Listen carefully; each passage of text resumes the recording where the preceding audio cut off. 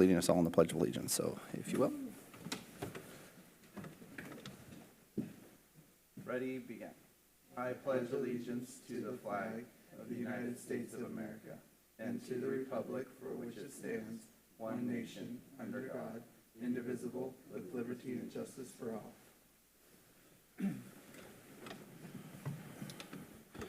We'll begin this evening with the presentation items. Director Gail Ackerman, will you please introduce our first item? Yes, our first item is 2024, a year in review, and Jennifer Mansour has this presentation for you this evening. Good evening, Chair and Commissioners. Tonight I will be presenting the year in review for community development. The Community Development Department is made up of 3 different divisions: building, planning, and code enforcement. In this presentation, I'll go over the year in review for planning and building. Our acting code enforcement supervisor will have a separate presentation after mine to go over what code enforcement's been up to this year. In the past year, the Planning Commission approved one major development project, which was the Sequoias neighborhood in the Meadows residential community. The project was approved for 57 new single-family residences, and this project has just finished grading, and in February, the first phase of building permits were issued. So you may see some construction on that corner for the Meadows community. This year, the Planning Commission also reviewed and provided a recommendation for the City Council on the Great Scott project.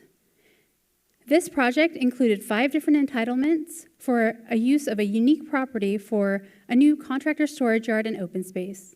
The City Council went on to approve that project in 2024. This year, the Planning Commission reviewed a lot of use permits for new businesses. I think that this year we had the most unique new businesses coming into the city, all with their unique issues that the Planning Commission reviewed. The first one I wanted to highlight was Pickleball Haven.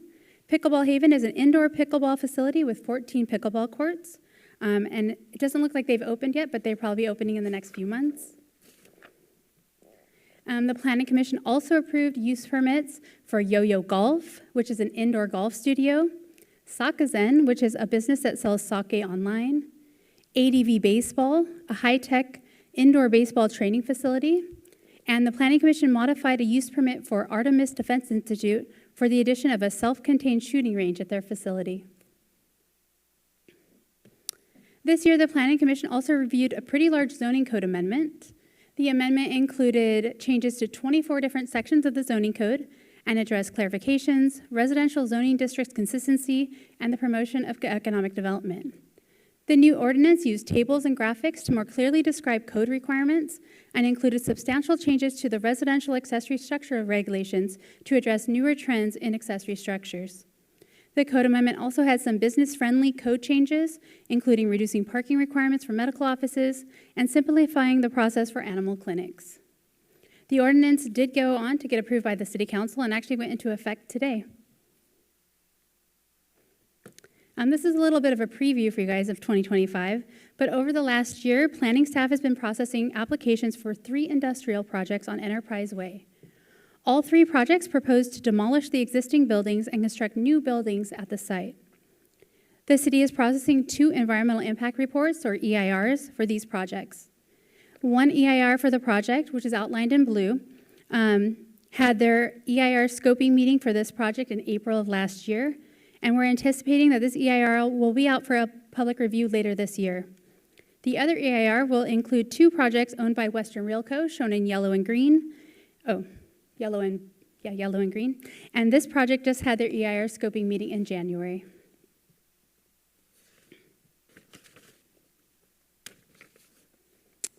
Although planning is clearly the more fun division in community development, I also wanted to highlight some information about our building division.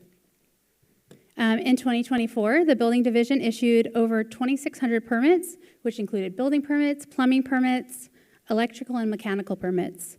And the building inspectors had over 11,000 inspections in 2024. In 2024, the building division issued permits for 36 new residential units, which included 22 single-family homes and 14 new accessory dwelling units, or ADUs. Also last year, we had 180 new residential units completed, which included 99 single-family homes, 10 ADUs, and the new Mountain View apartment complex. A few of the planning commissioners may remember this project, which was approved in 2020, and it's a 100% affordable housing project with 71 units located on Raymond Way near El Toro Road. And I've included a few photos of the development, which is fully rented now, and I think there's probably still a waiting list. That includes our year in review presentation. Please let me know if you have any comments or questions. Thank you. Did any members of the commission have any questions for staff? All right, great work. Director Gail Ackerman, will you please introduce our next item? Yes, the second presentation is Code Enforcement Activity Report for the second half of 2024. And Winston Karuga is here this evening for this report.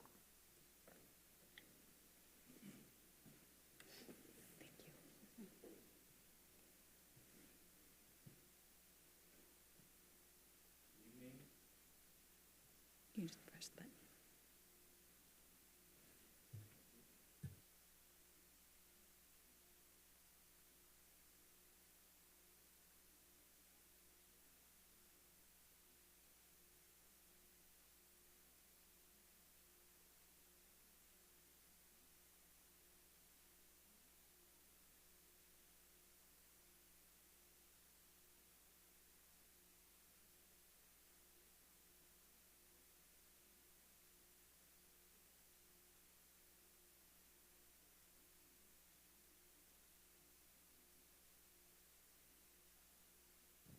One, two.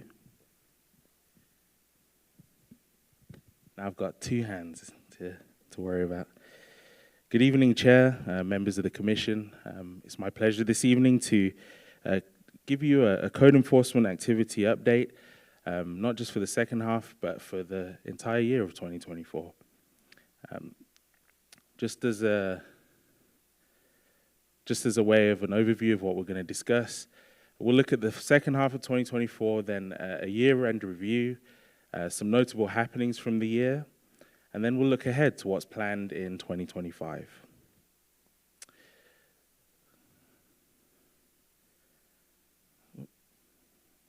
Sorry, so the second half of 2024 saw us have, this clicker is not working for me, there we go.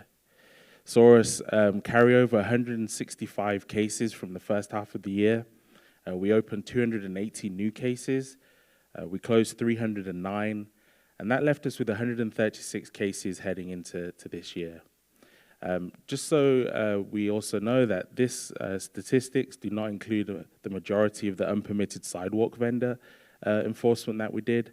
We held different statistics for that, which we'll go into later in the presentation. This is just a breakdown of the cases that we handled through the second half of 2024. As we see, public nuisance was the majority of our cases. This includes noise violations, short-term rentals, business code violations, and then also property maintenance was the second largest number of cases we handled. And this details things like graffiti, substandard housing complaints, and property maintenance like landscaping. In the future, some of these statistics will change. We're currently looking at some changes and reorganizing how we keep statistics on our cases. That will help us provide more detail in our data that we provide. So now this is just an overview of the whole year of 2024. Again, just another table here that shows that we opened a total of 552 cases in the year. We closed 525 cases, and that left us again with 136 cases going into this year. This represented a 79% case completion or closing of cases, which was a little lower than 2023, where we had 85%. But this really is mainly due to staffing and also the rise in the unpermitted sidewalk vendors that we saw, and I'll go into that a bit more later. This is a breakdown of the location of our cases. This map shows the different census tracts in the city, and really we split the city into two areas, Area 1 and Area 2, Area 2 being south of Geronimo.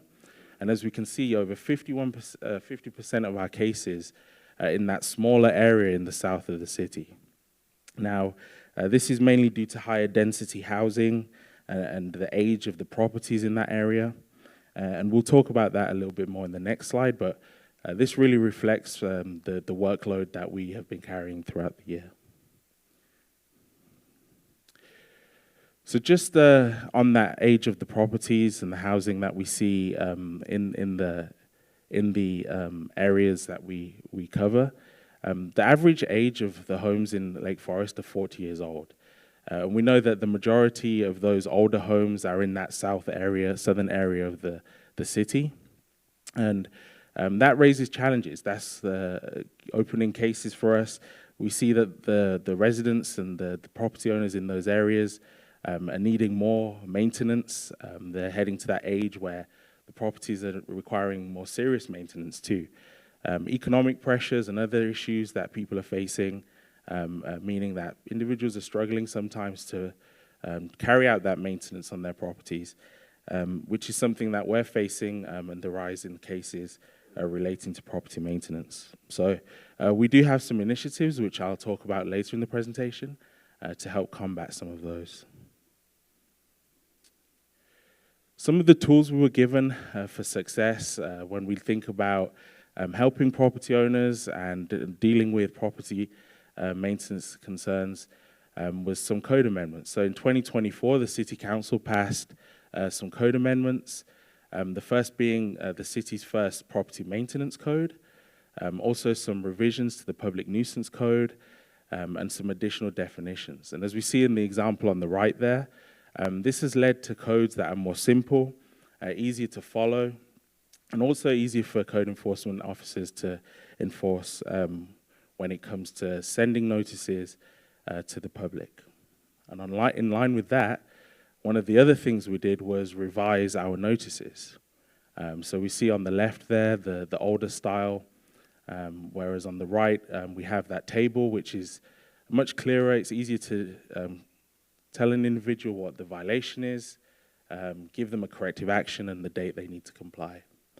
So these are things that we did to help just give our community some easier tools for compliance. Another tool that we used was CPTED. And what is CPTED, I hear you ask? It's crime prevention through environmental design. So CPTED is a principle, and it aims to deter crime, reduce fear, and build a sense of community through environmental changes and design. And here's a basic example of one of the principles that CPTED uses. We see here what they call the 2-foot, 6-foot rule. On the left, we see a diagram where bushes are creating a sight issue there. Light doesn't come through. There's a chance of more crime. There's fear there, right? Not knowing what is behind those bushes. But we see on the right, when that CPTED principle is undertaken, we have that lower ground cover kept below 2 feet, tree canopies kept above 6 feet, and this overall will help that area to remain open and clear and increase the overall safety of the area. So we entered a contract with a consultant, Tribuco Consultation, who are a CPTED consultant, and they have provided us with some ideas and advice on certain areas. One of those being the Aldi project, which I'm sure some of you will know in the area at Mullins and El Toro. And as we see at the top there, we had issues where we were receiving constant calls about loitering, graffiti, individuals sleeping in that utility box we see there on the left at the top, being hidden by those bushes. So from our CPTED consultation, the advice was given to Aldi to do that 2-foot, 6-foot rule. Some of the landscape will grow in over there, but it will be kept lower. And as we see the tree canopies been put up, the fencing around that utility box has now stopped individuals from gathering there. And on the right, we see the route that was being used as a shortcut has been closed up. The wall has been painted to provide light, even in darkness, the brighter wall. And we have seen a reduction in loitering and graffiti in this area since these ideas and principles were implemented. So we look forward to seeing how other CEPTED consultations can help us in other areas of the city. Now on to sidewalk vending. Just as a reminder, as previous presentations have said, that sidewalk vending is legal in the state of California since 2018. And as we know, in our city, it became a hot issue last year, particularly with the hot food stands like we see in the picture there. We had some early efforts in addressing this, which really heavily relied on the health department. But their resources were limited, and therefore we were really struggling to get on top of the issue. So in July 2024, the City Council gave us the first of 3 tools that we've used to really tackle this issue. The first being the passing of a new ordinance, which allowed code staff to impound items from vendors if they refuse to cease vending, unpermitted vending within 30 minutes. We also received assistance from a security contractor that was hired to provide extra support. They basically positioned themselves in the hotspots and deterred vendors from setting up in the first place. And then finally, the third tool we were given were 2 new code enforcement officers, Damien and Ricky, seen there in this presentation. And their main role is to be working in the evenings, 7 days a week. And their main goal is to deal with any unpermitted vendor activity. But on top of that, they're also out there educating, not just enforcing. And actually, some of their educating work has led to some vendors coming into full compliance and actually obtaining permits too. So with all these tools that we were given, here are some of the results. So in that time period between September and December, we provided over 130-minute notices to vendors. We carried out 7 impounds, which seems like a low number, but that's actually good. That means the vendors were cooperating with us and following the notices or not turning up in the first place. We averaged about 1.5 vendor contacts per day, and that was vendors of all types. And as we can see in the next slide, the most common violations were from the taco stands like we saw in that previous image and other food vendors. And on the right, we see the locations that they were mainly centralized was the hot spot was Tribuco and El Toro. But the interesting one is the other section there, the 28%. That really shows to us that this isn't just an issue in those 4 different intersections, but really it's a citywide issue. So we're continuing to patrol the whole city and dealing with any unpermitted vendor activity we see. Oh, I've gone too far. Okay, are you doing it? Okay. Let's talk about our plans for this year, 2025. You go ahead. So the first of our initiatives is in line with the Strategic Initiative 29. This is an initiative that is playfully called the Neighborhood Improvement Task Force, or NITF. And this takes an area of the city. We really focus on the area. And we're currently entering our 3rd phase of this. The area shown in the diagram on the top left there will be the 3rd area in the Southwest Lake Forest project. And really soon, actually, we're going to be sending out a survey, not just sending out, but actually a consultant firm that we work with, they're going to go door to door to every resident, every business in that area, circled in blue, and seek their input, their opinions on that area. We're also going to hold a pop-up event, which is scheduled for May the 3rd. Again, we're going to invite the whole community in that blue area to turn up to this event. There's going to be the city there. There's going to be other agencies and partners, resources at this pop-up event. Again, we're going to be looking for neighborhoods to input to the survey and to give us their opinions on their area. And then the idea is we take all that information and it provides us with direction on really what the residents and the businesses want to see in that area. And then we try and see where we can implement some of that, whether that be new neighborhood watch schemes, trash pickups, other code enforcement activity, or community improvement projects. Our other strategic initiative is one that we're all really excited to see. Next slide.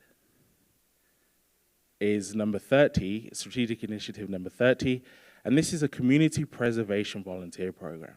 So again, looking back to some of the challenges we're seeing with individuals really struggling to maybe do property maintenance and projects on their homes.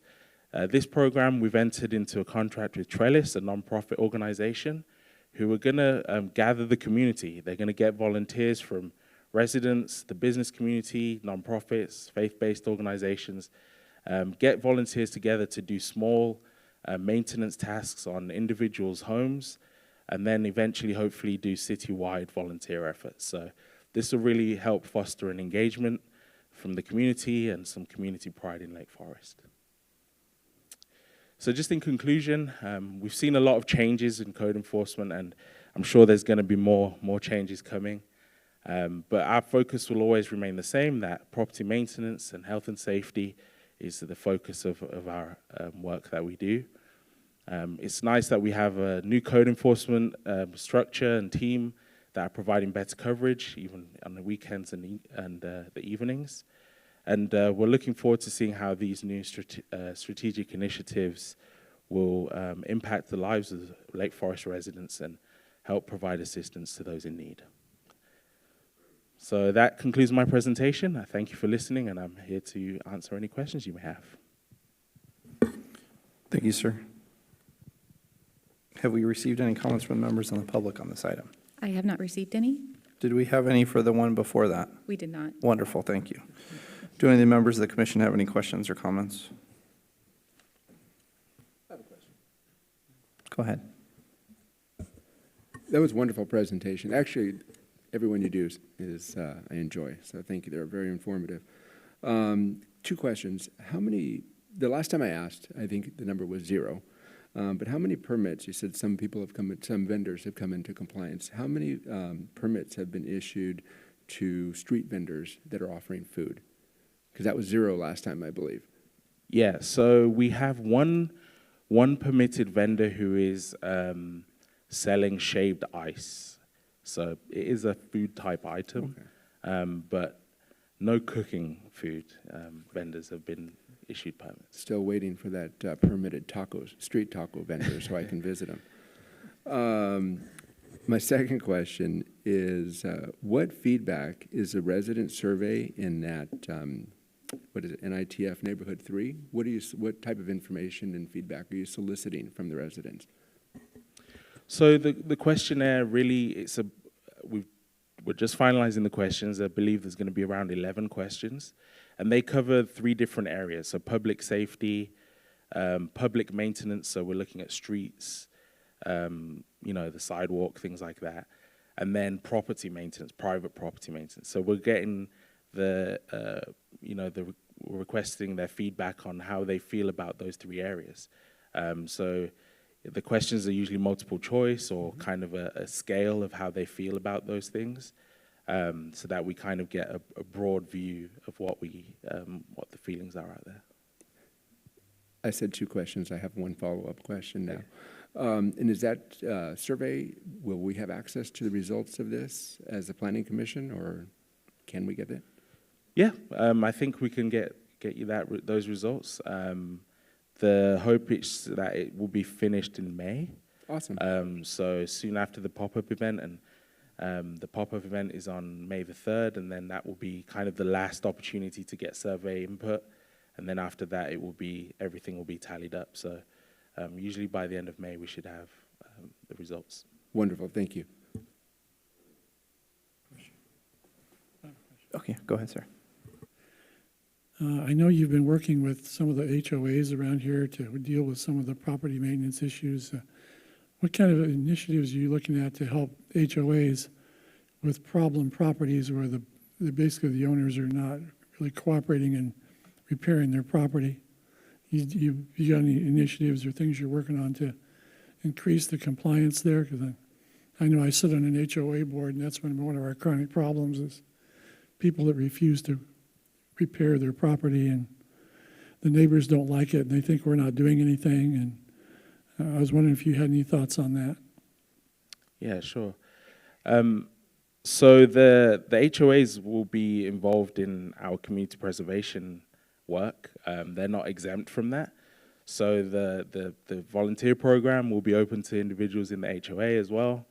I know personally my team always works with HOAs. We've recently just handled a case where an individual wasn't handling a roof repair, and the HOA had tried to get them to comply, and then we've stepped in, and now together we're solving that issue. So we're always here for the HOAs if they are struggling to get compliance from an individual, if there's a city code that's been broken. But just in terms of like that proactive assistance, they're more than welcome to be involved in that. And we'll be setting up a way for projects to be identified to us and our consultant Trellis in the coming weeks. Yeah, it's kind of a unique problem because some of these homeowners, they're either living on a fixed income or something else, and something happens, and then all of a sudden they can't afford to fix it. And the HOAs don't have a lot of ability to deal with that. Sometimes it's hard to enforce because they always find a way to escape out from under the liens and the other things that get applied there.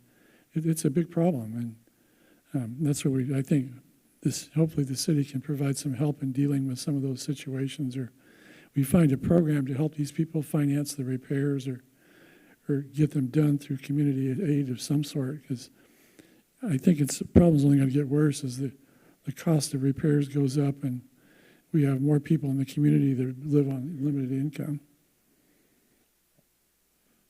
Yeah, I agree. And, we'll take, I know Trellis will look at every case that comes before them, case by case, and where we can help, we will help. So, again, we'll try and put out there into the community how they can, one, get involved, and also if they want to refer individuals for assistance, we'll make sure that's publicized. And by the way, we really appreciate your efforts with the street vendors. That's a really good thing that you've done, and appreciate the city council's help too. Thank you. Thank you. Good, Francisco? Me too. All right. Thank you for your presentation. All right, this brings us to public comment. At this time, members of the public may address the commission regarding matters not on the agenda and within the jurisdiction of the Planning Commission. Comments shall be limited to 3 minutes per person. If you would like to make a comment, please fill out a speaker card and submit it to the commission secretary. The speaker cards are available at the agenda review table by the entrance. Madam Commission Secretary, have we received any speaker cards for non-agendized items? I have not received any. Thank you. All right, this brings us to the consent calendar. At this time, it's time for the commission to consider items listed under the consent calendar. Have we received any comments from members of the public on the consent calendar? None received. Thank you. Do any commissioners wish to discuss an item, or is there a motion to approve the consent calendar? Motion to approve the consent calendar. I'll second. All right, please vote.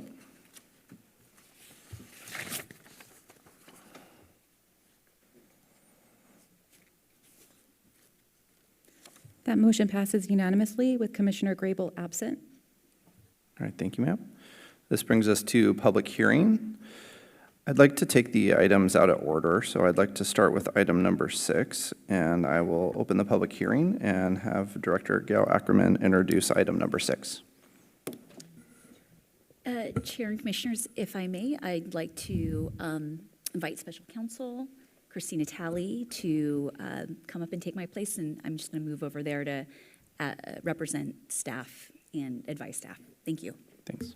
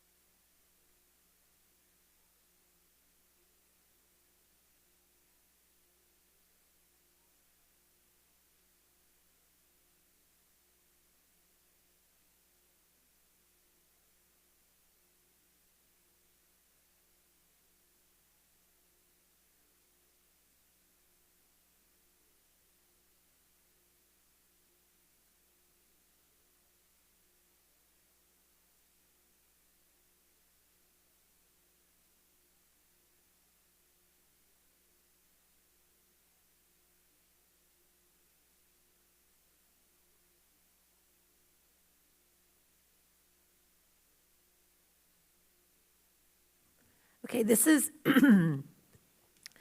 this is item 6, revocation of a use permit, which approved the operation of a massage establishment in an existing tenant space at the Lake Forest Marketplace.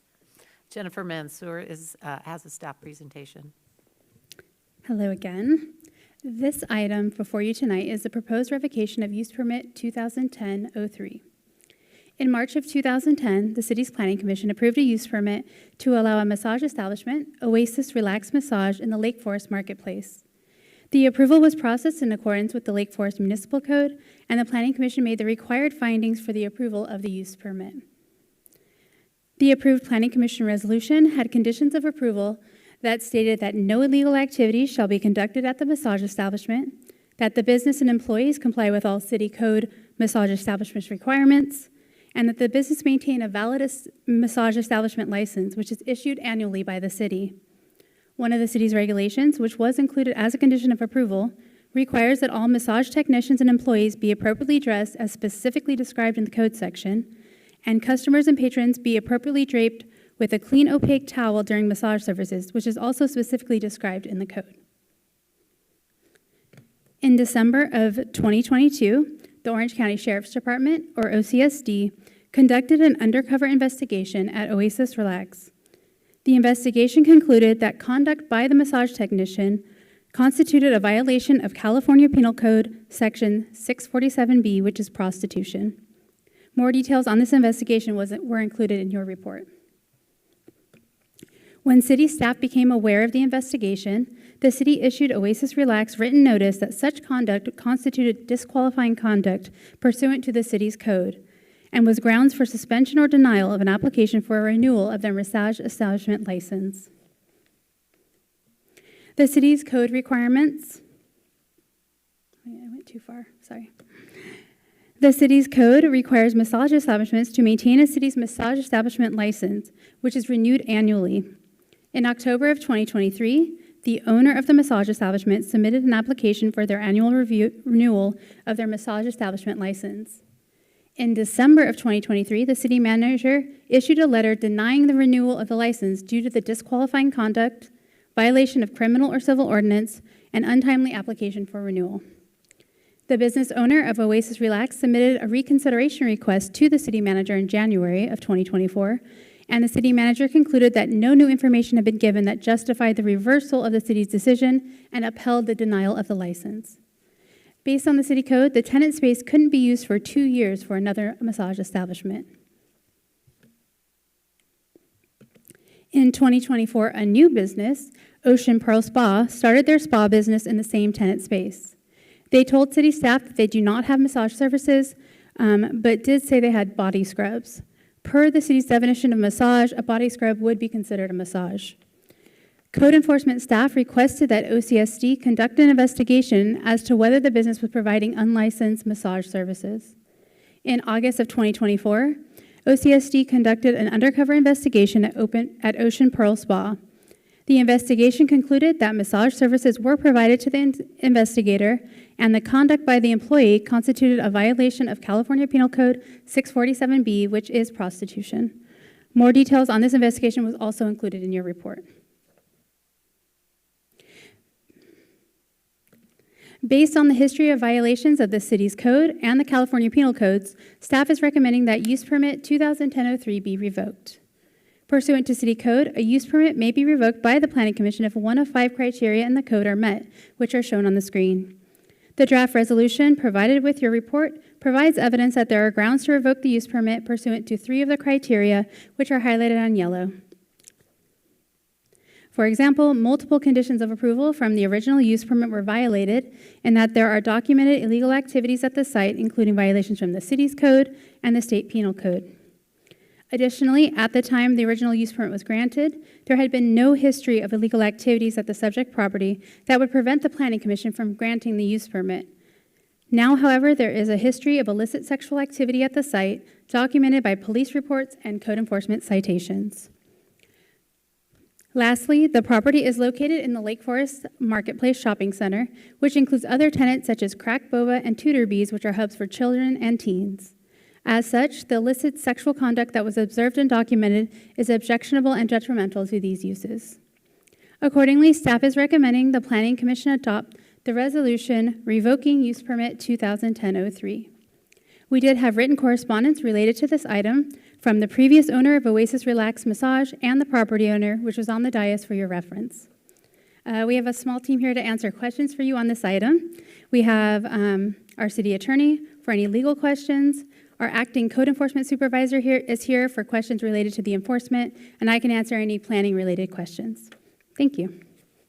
And if I may, Chair and Commission, I wanted to explain that from the city attorney's role, my role here today is to advise staff, and we do have special counsel, Christina Talley, who is advising the Planning Commission tonight, the reason being that this is considered a quasi-judicial hearing, and we have separated these legal roles to ensure that there is adequate and ensured due process for the interested parties, including the property owner and the tenant.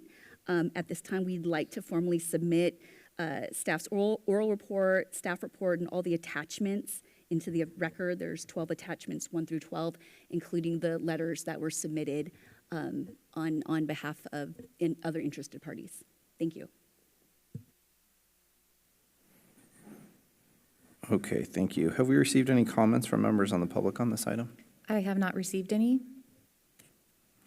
Okay, do any members of the commission have any questions or comments for discussion? Actually, it's a request. You mentioned a boba store, and you mentioned children in proximity to children because they visit those businesses. Can you repeat that part? Because I missed a portion of that. Jennifer, please. Sorry. I think I generalized what was in the report. I think there was a little bit more in the report on that. But yes, I said that there were other tenants that are hubs for children and teens, and the illicit sexual conduct which was observed and documented is objectionable and detrimental to these uses that are in the vicinity of the project. Perfect. Thank you. And then Jennifer, the exhibit that you mentioned was from the previous owner. Is that Julie Nguyen? Yes, so she was the owner, the last owner of Oasis Relax, who had the massage establishment license denied. Was the citation issued to her? Yes, there was a citation issued to her, and she was also, well, let me make sure.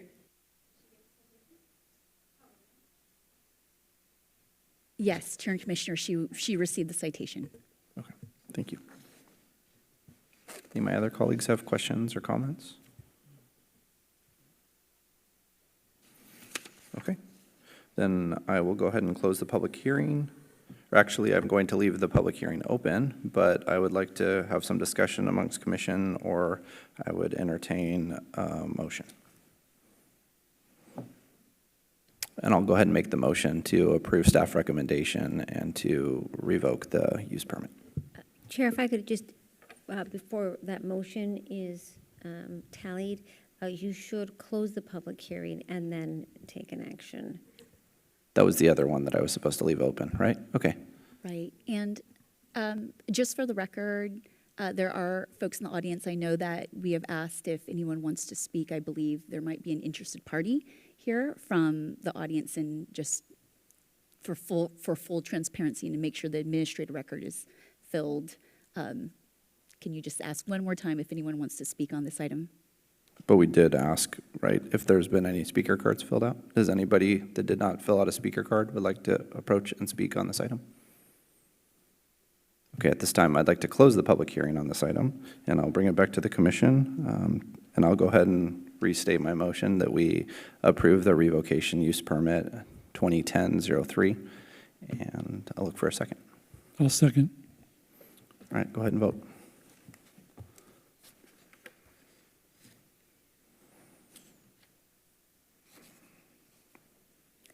That motion passes unanimously with Commissioner Grable absent. All right, thank you.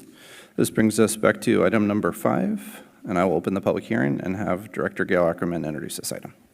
Item 5 is a use permit to establish a massage business on Bridger Road, Unit 100. This item was continued from February 6th of 2025.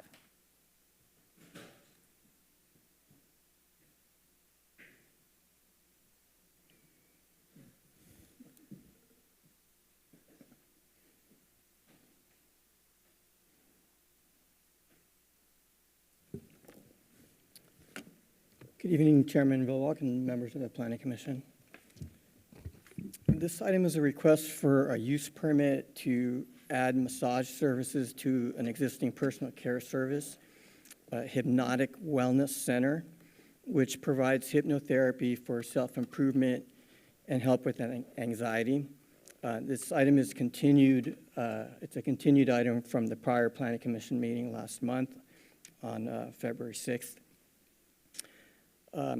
The business is located at 23811 Bridger Road, Suite 100 in the Bridger Road Shopping Center, which is located northwest of El Toro Road and which backs to the 5 freeway.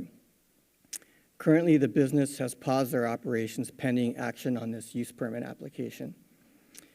The business proposes to operate from 10 to 6 Monday through Saturday. The subject tenant space is 1,046 square feet and part of a multi-tenant building that includes a variety of retail and service businesses. As depicted on this slide, the existing tenant space includes a reception area, an employee break room, a restroom, and 3 massage treatment rooms. Clients would be accepted on both walk-in and appointment basis. In addition to the use permit, the Lake Forest Municipal Code and the recommended conditions of approval would require the business owner to obtain a city-issued massage establishment license, which must be renewed annually, and additionally, every massage therapist is required to obtain a California Massage Therapy Council license. The business would also be subject to various other requirements as stipulated in the municipal code, specifically Chapter 5.07, which regulates massage establishments and is provided as an attachment to your staff report. Before issuance or renewal of a massage establishment license, city code enforcement would conduct an inspection of the premises to verify compliance with the various regulations. Additionally, the Sheriff's Department would perform a background investigation as a prerequisite to license issuance. Thereafter, inspections may occur on an unscheduled basis, for example, in response to any complaints that may be received. The municipal code restricts hours of operation to 7 a.m. to 9 p.m. daily, which is consistent with the proposed business plan. As proposed and regulated by the municipal code, the use would comply with the city's standards for massage establishments. Accordingly, staff recommends approval of the use permit, subject to the recommended conditions of approval. To date, no public comments have been received regarding this application. The applicant is here in attendance and available should you have any questions, as is staff, and that concludes the staff presentation. Thank you, sir.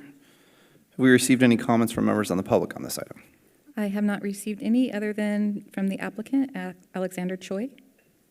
Okay, Alexander, did you want to come up and say anything, sir? Go ahead.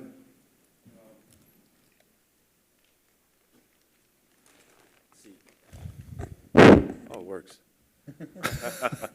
Good evening. I'm representing Hypnotic Wellness. Just a little information on what we do. We combine hypnotherapy and a little bit of holistic therapy, a specific type of holistic therapy, which is called somatic therapy.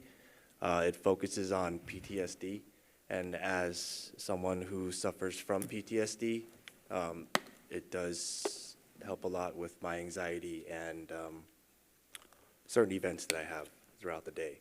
For the first 2 months when we were open, before we were open, I went to the planning desk to see what kind of what our business would fall under, and it was determined that we were personal care service, and I asked questions on what we can and can't do. So we were trying to stay away from the establishment license because it cost too much, and there's a long process, but for the first 2 months, it was doing well.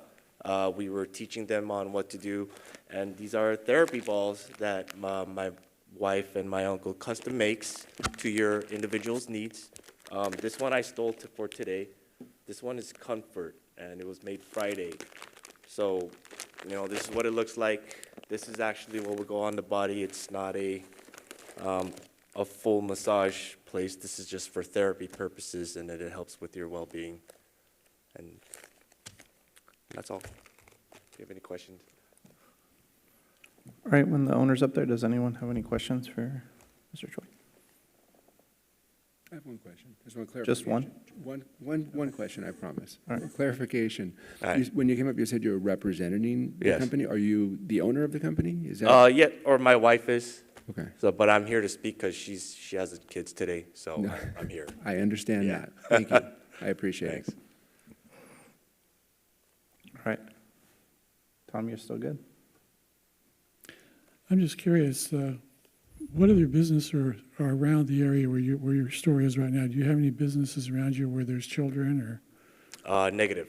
There is a park, I believe, with one basketball court, and that's it. Okay, There's no children. Next door is a dog grooming place, which is excellent, by the way, if you have pets. There's a spa, portable spa salesman or something. There's a kung fu studio. There's a comic book store, which is great, in the same plaza. Other than that, that's all I know. how many employees will you have? How many employees? We would have 2 to 3. How do you screen them? How do we screen them? Yeah, make sure we don't have the same situation with you that we had previously. I will not allow that. Yes, and I do not want to be labeled as a massage establishment. I would like to keep it as Hypnotic Wellness, as a wellness center, Okay, and this would just be an accessory. well, you appreciate our sensitivity. Yes, I understand. Thank you. We appreciate your being here with us. Thank you. Yeah, thank you. Francisco?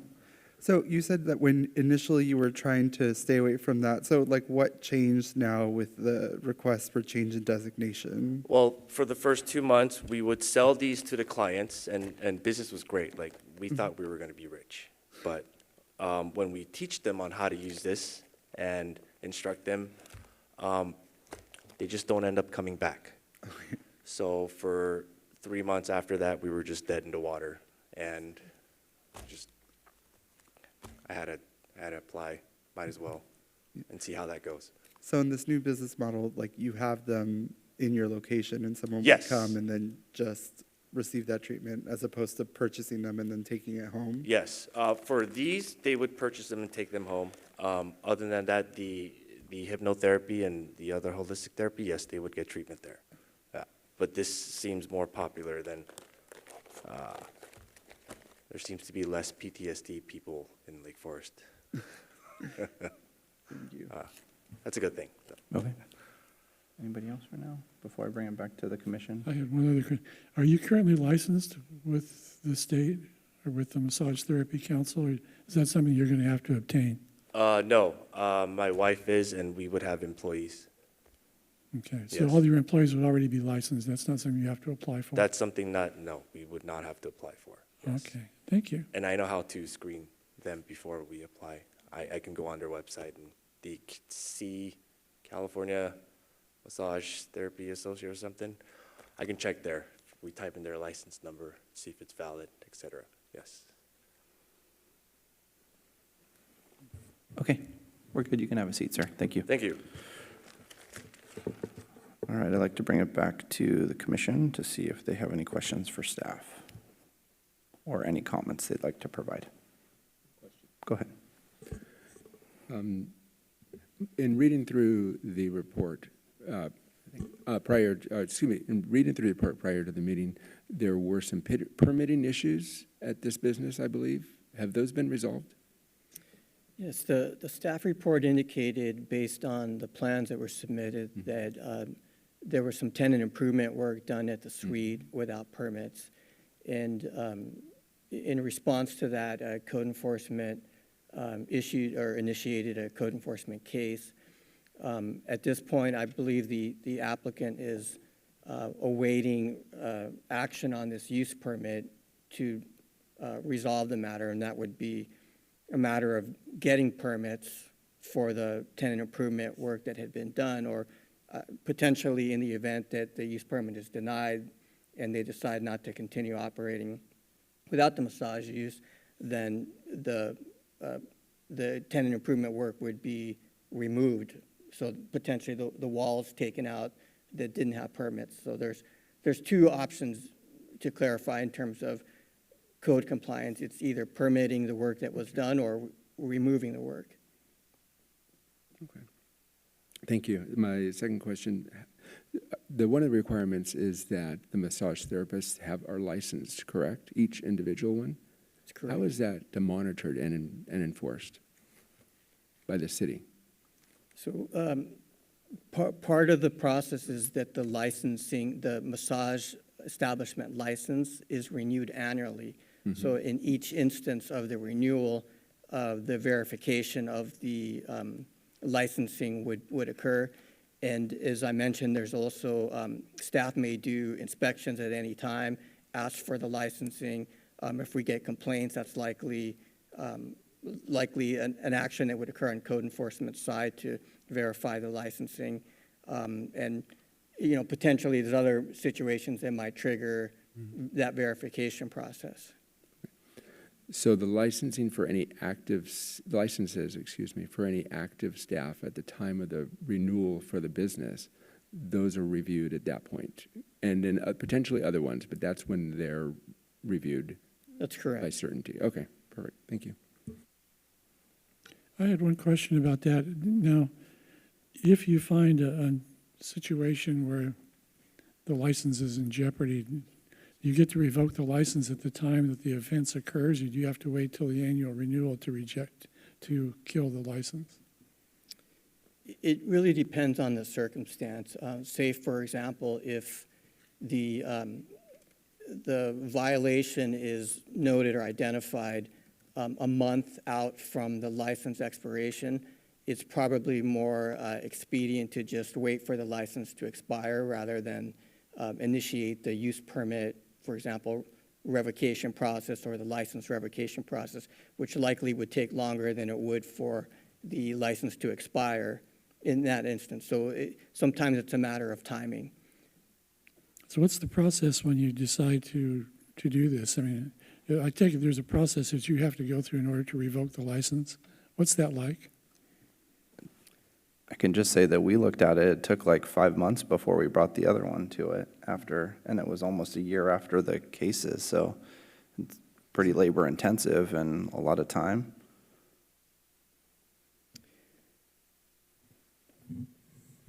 Chair and Commission, so there's two different entitlements or licenses, if you will, the conditional use permit and the license. So each have a procedure to revoke. In the last hearing, you saw the CUP process to revoke. There is another process for massage license revocation as well. It does include, notice and a hearing and its own type of findings. So there is a process for each and every one of them. So theoretically, they could stay in business for some period of time before you can revoke the license? Yes. At the same time, the license can be suspended too. And so there is a mechanism to temporarily request or demand, right, that the business stop and just suspend their use short of revocation. Okay. Thank you. Michael? Question.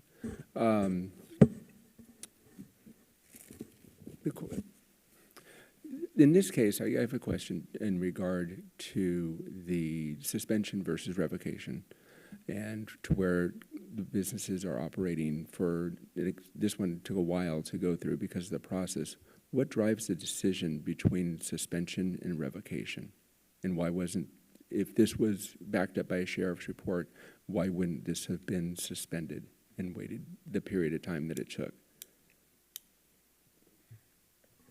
Commissioner, are we talking about the previous item on suspension? You know what? I should have qualified my statement. Okay. Yes. So there's obviously a sensitivity to this. So Right. yes, I Okay. apologize for that. It was unclear.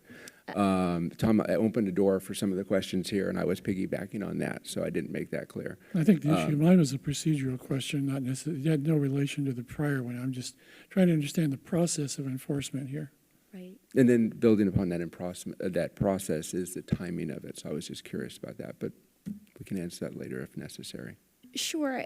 Just to address the question of the commissioner, in the previous item, there was no license to suspend or revoke. That had already been denied. So what was left was the other permit, which was the conditional use permit. So just kind of bringing it back to this item, in order for the massage operation to proceed, it would need this conditional use permit followed by a license. And so the city does have flexibility in each of these instances to look at, do we want to go for the license? Do we want to go for the use permit? Both have to be justified by findings. Understood. Thank you. Francisco, you have anything? All right, for my comments, I disagree with the staff recommendation. I don't believe that it's compatible due to the proximity of the residential within 200 feet of a residential property. Also, the community park. You know, this is somewhere where children frequent, similar to what was just mentioned in the previous hearing about the boba and the tutor business. It's where children's, you know, spend a lot of time. There's a comic book store, as kind of mentioned, that I know for a fact this wouldn't be okay for my family if a massage business or a license was issued within 200 feet of my residence with my children. So I can't be supportive of that for the compatibility. I also have concerns about the health and safety piece as it attaches to the previous code violation in case it's underway, that those walls were put out without the correct permitting, that kind of, you know, leads to the fact that is that what they're going to also do when they get opened or if this gets issued. So I cannot be supportive of this tonight for those reasons. And I welcome any other comments, or I would see if there's a motion.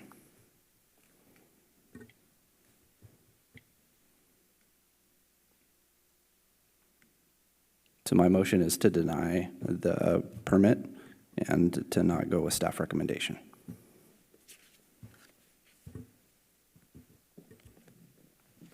And if there's no second, then we can go for another motion.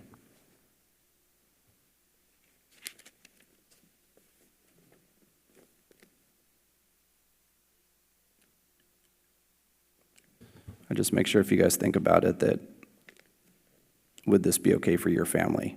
And it wouldn't be okay for mine. It's too close to a park. We just saw what we experienced in the one previous. You know, take it for what it is, but this just isn't the right place for it.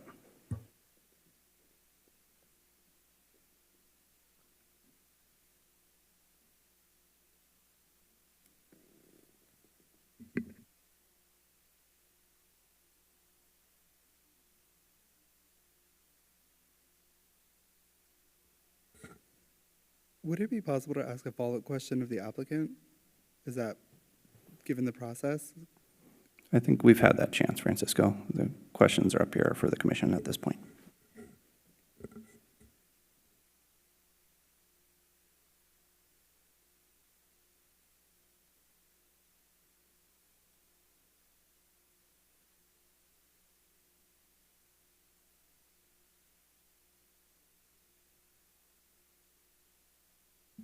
I'll second the motion. All right, call for the question. Please vote. And this is an affirmative to deny the recommendation of staff. So a yes vote would be to deny the recommendation of staff.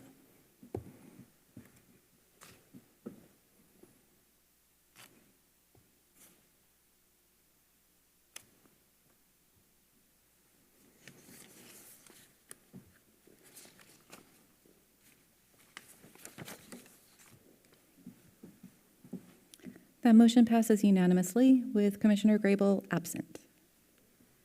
Chair and Commissioners, what I would like to suggest, given that we have a affirmative action to deny the conditional use permit, if you would allow staff to come back at the next meeting with a resolution encapsulating the commission's findings to memorialize that.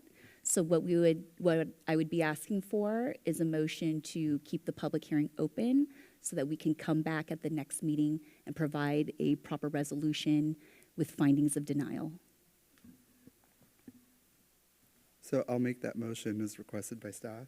I'll second. Please vote. I'll go ahead and take a roll call vote. Commissioner Barajas? Aye. Commissioner Stannard? Vice Chair Ledden? Aye. And Chair Vilbach. Aye. Motion passes unanimously with Commissioner Grable absent. Okay, thank you. And we'll leave that open, and we'll go into the discussion items, number 7. And this one is the Planning Commission selection and reorganization of officers. And I think this is my time that I can provide my outgoing wishes, I believe, if that's correct, Gail? All right. So I just wrote a couple things down. My aspirations for being a planning commissioner was to put the residents first, never to be the chair of the planning commission. But with that, it also comes being an advocate for more restaurants and businesses that are reflective of our ever-changing community. We shouldn't have to go out of the city to get the dining choices and experiences we would like to have right here in our town. Being a planning commissioner isn't a hobby. It's an important role that takes time and dedication to do it right for the residents. And in 2024, and even into 2025, so far, I've noticed a small shift in the right direction. I hope we continue that pathway forward. In this past year, we welcome businesses that will support the community's health, wellness, and safety. As kind of highlighted earlier today, Pickleball Haven, that once complete, will have 14 indoor courts that's located right off Dimension and Bake Parkway, as well as approved a use permit for ADV Baseball, which is an indoor baseball simulator that will help our youth sharpen their skills. We also approved a use permit for Artemis Defense to expand their capabilities, which makes responsible and legal gun ownership safer by way of classes that they provide to our community.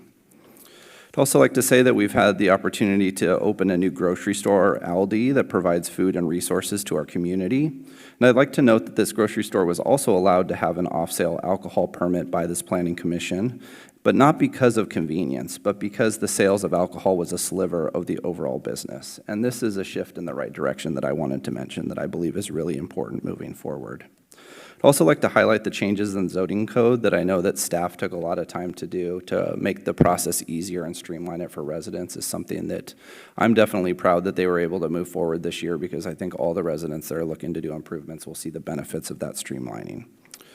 But with that, I just wanted to say that, I'd like to encourage us all to continue to progress this city, to continue to walk towards being the premier community in Orange County. It takes hard work, dedication, and radical candor to keep moving this great city in the right direction.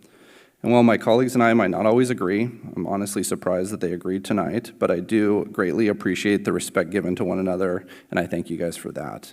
And I also wanted to thank staff for all the hard work that they do for this community every day. And with that, I'd like to go ahead and open nominations for Chair of the Planning Commission. And I'd like to recommend Tom for the chair. I'll second that. Please vote. And to confirm, there's no other nominations? Okay.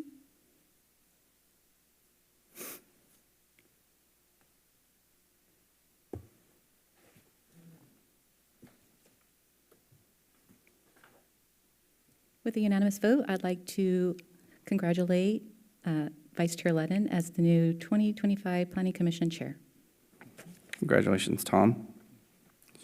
I think Thank you. you can do the next thing, if you'd like. I think you have to open up nominations for Vice Chair.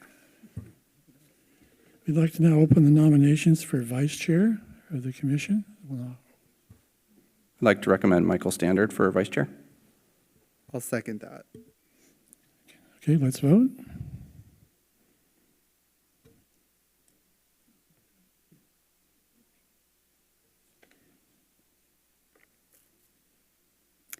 And with a unanimous vote, I'd like to congratulate Commissioner Stannard as the Vice Chair for 2025. Congratulations to you, Michael. And thank you, Jordan, for the great job you've done for the past year. I know that Thank some you. things have not been easy, so you've done a good job. Thank you very much.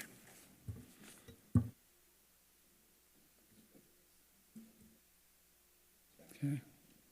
Do we have any commissioner comments at this time? None for me, thank you. Commissioner Stannard, Vice Chair? I do. Go ahead, Vice Chair. First of all, thank you, Commissioner Pollock, for your time and effort and energy and opinions over the last year. Thank you. I know that. There's no doubt. There is, as I mentioned earlier, there's a sensitivity to massage parlors here among the commission, and I know in the city as well. So I wanted to take a couple minutes just to put some thoughts out there. Last week, the city commissioners were asked to participate in a branding exercise for Lake Forest, envisioning its future.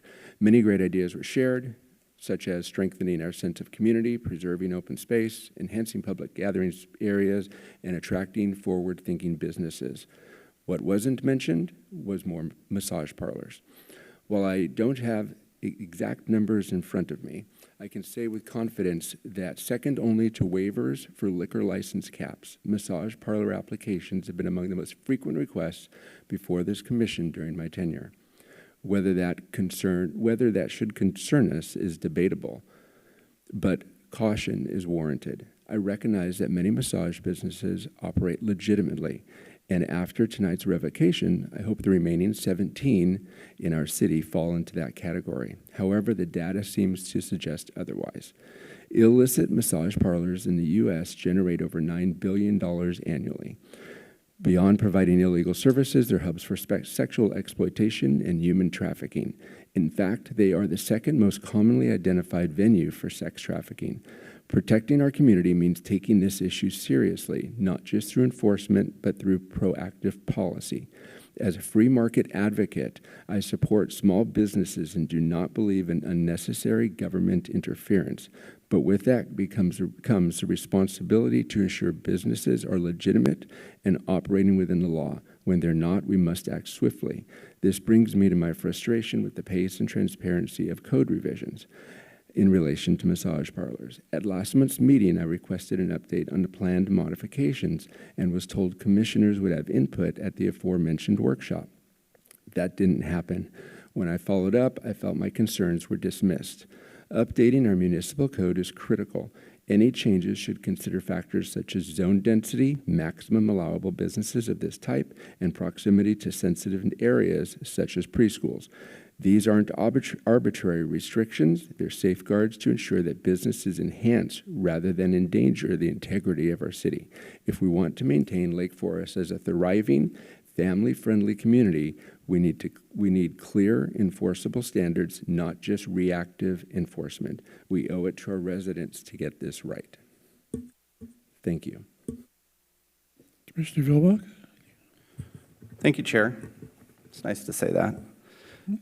Michael, I'm very proud of you for saying those types of things. I think that's the radical candor that I mentioned a little bit earlier that needs to happen to make sure that we continue to move in the right direction. So I appreciate that. I really appreciate the commissioners up here doing something that probably is a little bit challenging for them to do. It's not something that's fun. It's not something that I enjoy. But ultimately, I will keep the residents first. I will vote forward, and I will make sure that we move it in the direction that I believe is best for the community as a whole. You know, this was hard. When I sat up here a couple months ago, someone approached the dais after the meeting and mentioned about how they were just of age, 18, 19 years old, went to a massage establishment, and they were solicited when they were trying to get some recovery for an injury of a sports condition. So this happens more often than it doesn't, and it's hard to talk about. We had to hear that. We had to read that in the packet before. And ultimately, in good sense, I could not recommend something that's close to a residential neighborhood, to a community park. It just doesn't sit right. And I appreciate everybody tonight, and thank you. Thank you. I think I share some of the other commissioners' feelings about massage parlors. I think, number one, they don't have a really good reputation. I think it's unfortunate because the people that legitimately run these massage places. I think there's a lot of them that probably do comply with the law and they're really not illegal. But unfortunately, everybody gets tainted because you only have a few that don't. But I think it's hard for us to discern sometimes which is which, and I think until the enforcement gets a little bit more strict on these things, I have a hard time feeling good about approving too many more of them. The fact we have 17 in the city already, that's quite a few. I feel bad for the applicant tonight because I suspect that they probably are an honest, reputable, people, but they're being tainted by the people that aren't, and that's sad. But I think until we can take a better look at how we can eliminate the problems that go with some of these things, it's hard to approve too many more of them. On the other hand, I don't like to, stifle anybody trying to start their own business and being successful. So it's a tough decision, and I don't think anybody up here enjoyed what we had to do, but I think that hopefully our applicant tonight can find another way to go forward with their business and be successful in the city. At this point, does staff have any comments? No comments this evening. City Attorney, do you have any comments? I just want to note, Chair, congratulations, and we will bring back a resolution that will memorialize those findings in the negative, so that will be back before the commission next month. Okay. Well, thank you for your efforts on that, for your advice on that. We appreciate it. That's all I have. Thank you. If there's no other business, then we'll adjourn the meeting until April the 3rd, 2025. Thank you.